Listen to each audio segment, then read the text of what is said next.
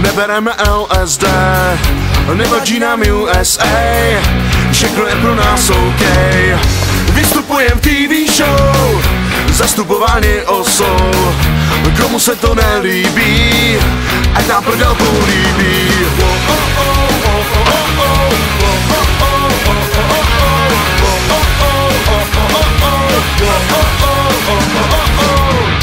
Vozíme se BMW, nejezdíme sem HD. Máme vlastní www a plakáty na LCD. Nejde po nás FBI, jenom Ondru trochu znaj, protože měl THC na cestě přes hranice.